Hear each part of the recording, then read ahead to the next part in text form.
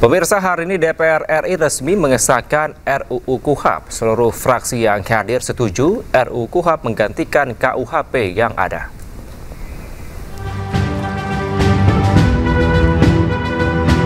Dan KUHP resmi disahkan hari ini. Peresmian dilakukan pada paripurna ke-8 masa persidangan 2 tahun 2025-2026. Dalam sidang paripurna juga dibahas beredarnya berita hoax di masyarakat.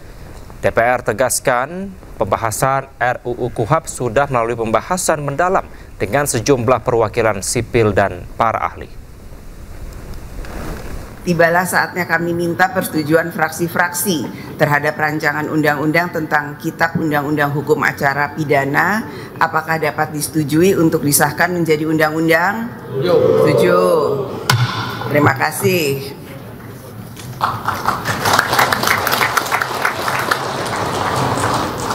Tadi penjelasan dari Ketua Komisi 3 saya rasa cukup bisa dipahami dan dimengerti sekali. Jadi hoax-hoax yang beredar itu semuanya hoax, tidak betul, dan semoga kesalahpahaman dan ketidakmengertian bisa segera kita sama-sama pahami bahwa itu tidak betul. Sidang Dewan yang terhormat, berikutnya kami akan menanyakan sekali lagi kepada seluruh anggota, apakah rancangan undang-undang tentang Kitab Undang-Undang Hukum Acara Pidana dapat disetujui untuk disahkan menjadi undang-undang? Setuju. Terima kasih. Sementara Ketua Komisi 3 DPR RI Habibur Rahman mengklarifikasi adanya kabar bohong atau hoax di media sosial terkait peran polisi dalam UU KUHP yang baru. Habibur Rahman menyoroti 4 hoax yang tersebar terkait peran polisi dalam KUHP. 4 hoax tersebut diantaranya polisi bisa diam-diam menyadap, merekam dan mengutak-atik alat komunikasi digital. Habibur Rahman menegaskan 4 kabar itu tak benar adanya dan aturan soal penyadapan tak diatur KUHP baru, melainkan regulasi sendiri melalui undang-undang. Yang mewakili yang kami hormati Menteri Hukum Republik Indonesia, ahlian Dewan tanpa bahas batasan soal penyadapan sama sekali. Kami perlu klarifikasi ya bahwa menurut pasal 135 ayat 2 KUHP yang baru, hal ihwal penyadapan itu tidak diatur sama sekali dalam KUHP, tapi akan kita atur di undang-undang tersendiri yang membahas soal penyadapan. Sejauh ini kalau dari pembicaraan lintas fraksi di Komisi 3, hampir semua fraksi, bahkan semua fraksi menginginkan penyadapan itu nanti diatur secara sangat hati-hati dan harus dengan izin Ketua Pengadilan. Yang kedua, hoax yang kedua disebut polisi bisa membekukan sepihak tabungan dan semua rekening online-mu. Kami perlu sampaikan bahwa menurut pasal 139 ayat 2 KUHP baru yang insya Allah ini akan kita sahkan, semua bentuk pemblokiran tabungan, kemudian data di drive dan lain sebagainya harus dilakukan dengan izin hakim, Ketua Pengadilan. Yang ketiga, hoaxnya disebutkan polisi bisa mengambil HP, laptop, dan data elektronikmu. Menurut pasal 44 KUHP baru yang akan kita sahkan, ya, bahwa semua bentuk penyitaan itu harus dengan izin Ketua Pengadilan Negeri. Jadi tidak benar. Lalu hoax yang keempat adalah polisi bisa menangkap, melarang, meninggalkan tempat, menggeledah, bahkan melakukan penahanan tanpa konfirmasi.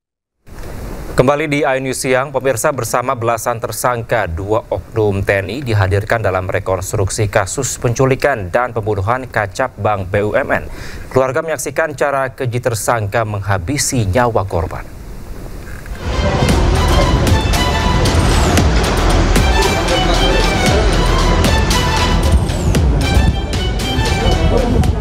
Di Treskrimum Polda Metro Jaya menggelar rekonstruksi kasus penculikan dan pembunuhan yang dialami Kacap Bank BUMN Muhammad Ilham Pradipta. Rekonstruksi digelar di pelataran sekitar gedung di Treskrimum Polda Metro Jaya serta dihadiri polisi militer, pihak kejaksaan, keluarga korban, serta LPSK. Para tersangka yang jumlahnya lebih dari 10 orang itu dijaga polisi dan bergantian memerankan adegan. Salah satu adegan saat 4 pelaku berada di sebuah kafe di kawasan Kota Cibubur. Ada tersangka Dwi Hartono, Muhammad Nasir, Johannes Joko, dan Antonius Aditya. Para tersangka tergambarkan tengah melakukan pertemuan untuk membahas soal penculikan terhadap korban, bahkan penyerahan uang dan data-data korban. Pemirsa, cuaca buruk menyebabkan harga sembako melonjak. Di Bandung, Jawa Barat, harga cabai naik hingga warga beralih ke cabai kering.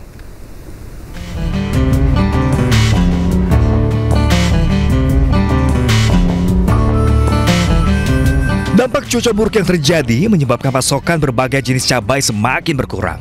Akibatnya harga cabai meroket tajam. Yang sangat mencolok terjadi pada harga cabai merah Tanjung, cabai keriting Tanjung terus melambung.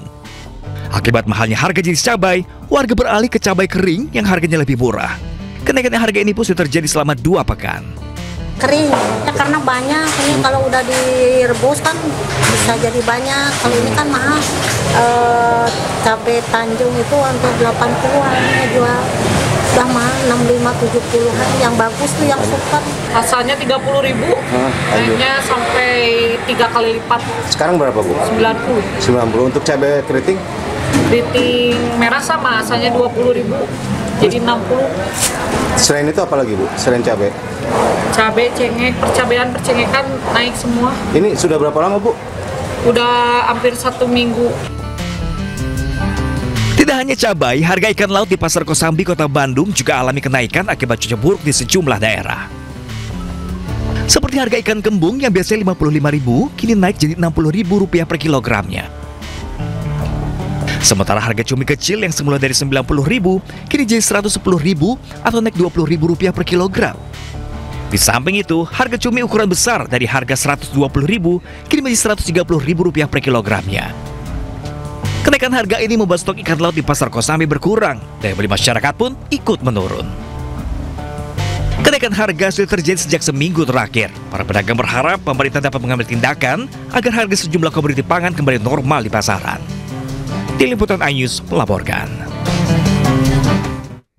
Ke informasi lainnya, pemirsa, warga Kaliabang Bahagia, Medan Satria, Bekasi dibuat resah karena debu hitam yang menempel di permukiman hingga masuk ke dalam rumah. Warga menyebut polusi terjadi sudah berulang kali dan tak ada penanganan serius. Update terbaru berkaitan dengan debu yang... Video amatir warga memperlihatkan debu hitam yang menyelimuti lantai rumah, dinding hingga perabotan milik warga di Kampung Kaliabang Bahagia, Kelurahan Pejuang Jaya, Kecamatan Medan Satria, Kota Bekasi, Jawa Barat. Warga juga menunjukkan tangannya yang menghitam saat menyentuh lantai. Tidak hanya mencemari lingkungan warga, sebuah pondok pesantren di tengah permukiman ikut diselimuti lapisan debu yang menghitam. Diduga debu hitam pekat ini berasal dari proses pembakaran batu bara di pabrik-pabrik besar sekitar pemukiman. Menurut warga, debu hitam sudah berulang kali terjadi, namun belum ada tindakan tegas dari pemerintah setempat untuk menangani masalah ini. Juga kejadian di warga saya itu yang kakinya asal dicuci, baru dicuci udah hitam lagi, dicuci lagi, keluar lagi, hitam lagi. Ini kata warga saya, ada apa ini, Pak? Ya mungkin ya debu di jalan atau di limbah polusi. Ini polusi, kata saya sih polusi dari pabrik. Ya untuk ini sebenarnya terganggu, Pak. Kita kan untuk sholat ya, sholat kan musola ini kan lagi dibangun. Kadang kita pengen sholat, lantainya kotor, kita bersihin dulu. Sejadahnya belum ada semua. Bener. Untuk sholat gitu, Pak. Ini sudah dilakukan di tanggal 13 dan 14 ini apa, November ya? Nah, sudah di 3 titik lokasi sesuai dengan laporan warga. Hasil uji emisi hanya bisa keluar 14 hari sesuai SOP-nya dari lab tertunjuk. Jika memang terbukti, tindakan selanjutnya apa? Ada aturannya di Permen LH-nya tahapannya. Komitmennya, ya. Bu, komitmennya? Komitmen apa? Ya kita tunggu hasil ujinya, nggak berani ngomong kalau nggak ada hasil ujinya. Oh, gitu. Kita nggak boleh menyalahkan si A, si B, si D tanpa hasil uji. Tapi ada berapa? Pencemaran udara sudah terjadi sejak 3 pekan lalu. Warga berharap adanya tindakan tegas dari pemerintah Kota Bekasi. Dari Bekasi, Jawa Barat, Rahmat Hidayat, iNews melaporkan.